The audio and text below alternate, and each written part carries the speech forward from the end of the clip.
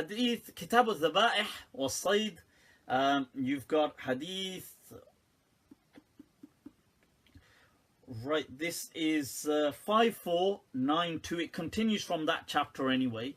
It ends with Abu Darda radiallahu an saying regarding a particular meal that is cooked. That was it was like a particular kind of food that they had, like a soup kind of thing.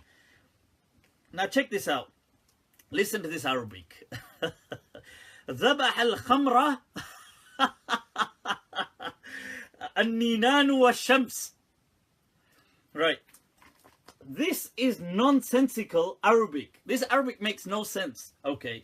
And what's hilarious is that the classical scholars like Al-Qabisi and these great early Maliki legends who were the early founders that had the manuscripts, the kind of tertiary manuscripts, they cross this out as a mistake because it makes no sense.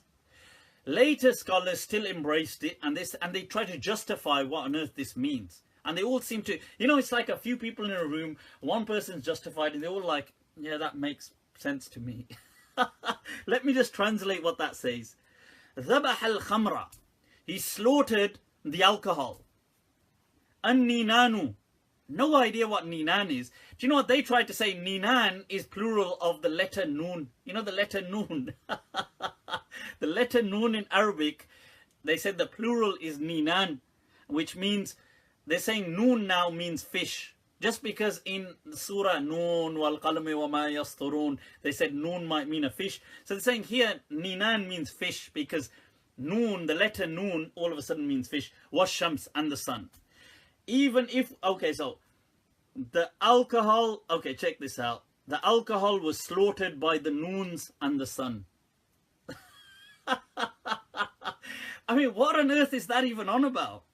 But then they're all like, oh yeah, that makes perfect sense. That makes brilliant, beautiful sense. It's like I read all these commentaries. People are like, nah, no. Of course.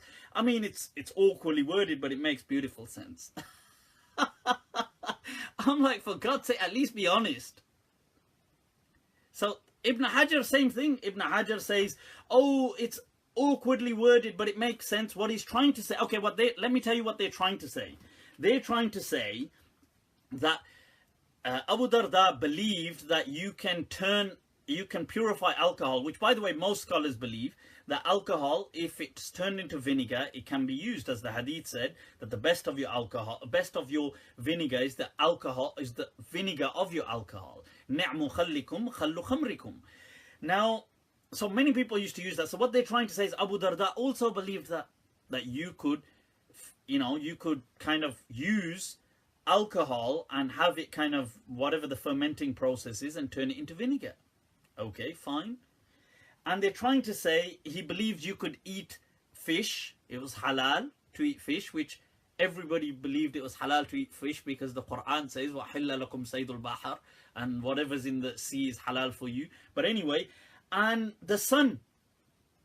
I don't know what the sun, but the sun is maybe a means of purifying stuff. This is what they're trying to say is Abu Darda, by saying you can use purified alcohol, you can use alcohol that's turned into vinegar, he's using the term you can slaughter alcohol.